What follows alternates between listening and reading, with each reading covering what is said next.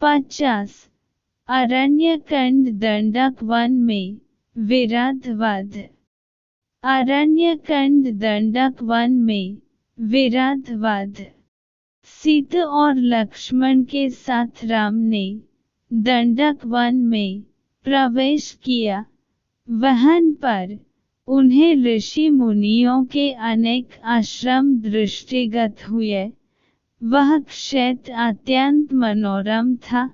वहां पर बड़ी बड़ी यज्ञशालाएं थीं तथा हवन सामग्री भी प्रचुर मात्रा में उपलब्ध था। उन आश्रमों में तेजस्वी ऋषि मुनि अपनी आध्यात्मिक साधन में लिप्त रहा करते थे। वीर तपस्वियों के वेश में राम लक्ष्मण को देखकर वे समस्त ऋषि मुनि अत्यंत प्रसन्न हुए। राम, सीता और सीता का समुचित सत्कार करने के पश्चात वे बोले, हे राघव, यद्यपि आप वन में हैं, किंतु हमारे लिए आप ही राजा हैं। हम वनवासियों की रक्षा करना आपका परम कर्तव्य है। आत्मचिंतन में व्यस्त रहने वाले यहाँ के निवासी तपस्वियों को दुष्ट राक्षस निर्विघ्न रूप से ईश्वर आराधना नहीं करने देते।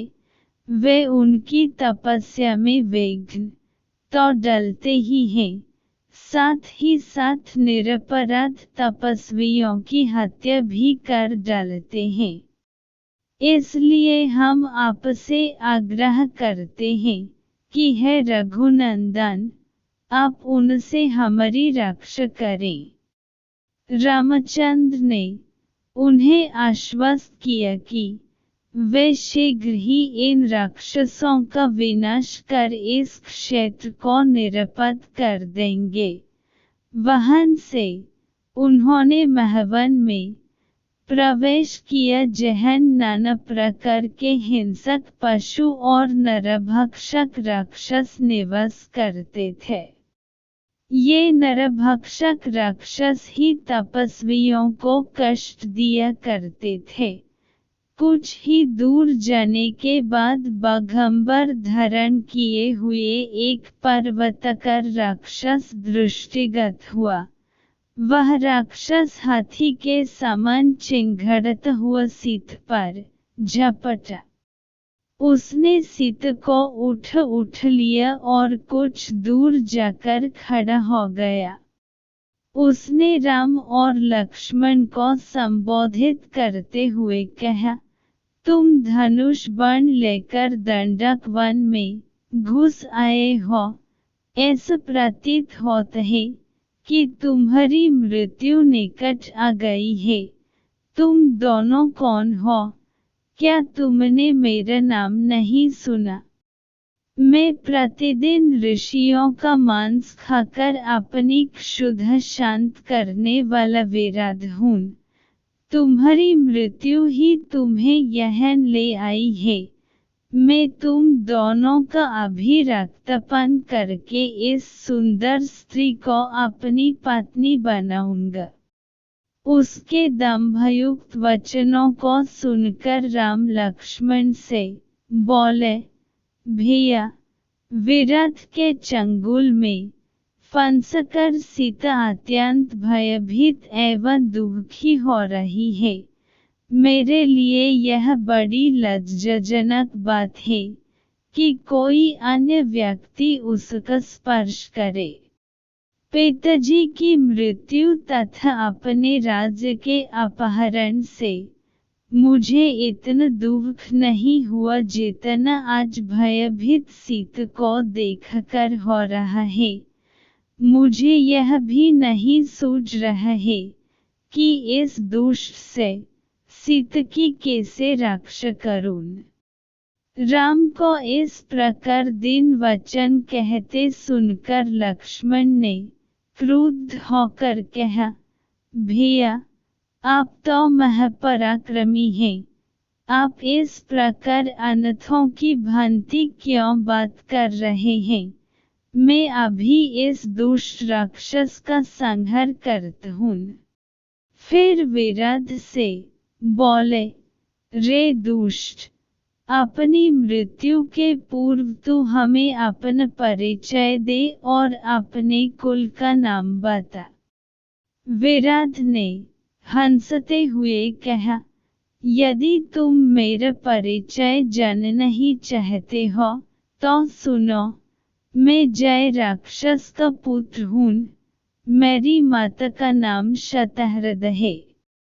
मुझे ब्रह्म जी से यह वर प्राप्त है कि किसी भी प्रकार का अस्त्र शस्त्र न तो मेरी हत्या ही कर सकती है और न ही उनसे मेरे अंगों छिन्न भिन्न हो सकते हैं। यदि तुम इस स्त्री को मेरे पास छोड़कर चले जाओगे तो मैं तुम्हें वचन देता हूँ कि मैं तुम्हें नहीं मारूंगा। विराट के वचनों से क्रोधित राम ने उसे तत्काल तीक्ष्ण बाणों से बेधना आरंभ कर दिया। राम के बाण विराट के शरीर को छेद कर रक्त रंजित हो पृथ्वी पर गिरने लगे। इस प्रकार जब घायल होकर विराट त्रिशूल ले राम और लक्ष्मण पर झपट तो दोनों भाइयों ने उस पर अग्निबाणों की वर्षा आरंभ कर दी, किंतु विराट पर उनका कुछ भी प्रभाव नहीं पड़ा। वे केवल उसके त्रिशूल को ही काट सके। फिर जब भयंकर तलवारों से दोनों भाइयों ने उस पर आक्रमण किया तो वह सीता को छोड़ राम और लक्ष्मण को दोनों भुजाओं में पकड़कर आकाशमार्ग से उड़ चला। राम ने लक्ष्मण से कहा, भाई, हमें जिस ओर यह राक्षस ले जा रहा है, बिन विरोध के हमें उधर ही चले जाना चाहिए। यही हमारे लिए उचित है। विराट द्वारा राम लक्ष्मण को ले जाते देख सीता विलाप करके कहने लगी, हे राक्षसराज, इन दोनों भाइयों को छोड़ दो, मैं तुमसे प्रार्थना करती हूँ। सीता के आर्तनाद करने पर क्रोधित होकर दोनों भाइयों ने विराट की एक एक बांध मरोड़कर तोड़ डाली। वह मूर्छित होकर पृथ्वी पर गिर पड़ा। लक्ष्मण उसे सचेत कर करके बार बार उठ उठ कर पटकने लगे।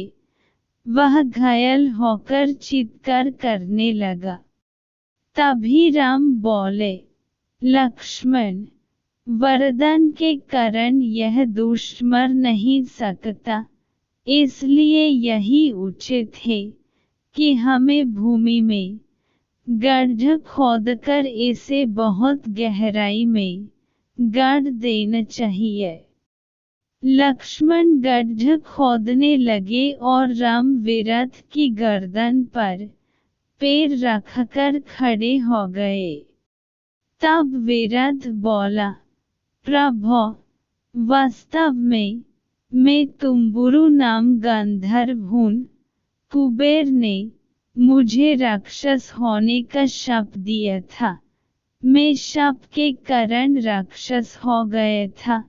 आज आपकी कृपा से मुझे उस शाप से मुक्ति मिल रही है। राम और लक्ष्मण ने उसे उठकर गड्ढे में डाल दिया और गड्ढे को पत्थर आदि से पाट किया। सारा वन प्रांत उसके आर्तनाद से गूंज उठा।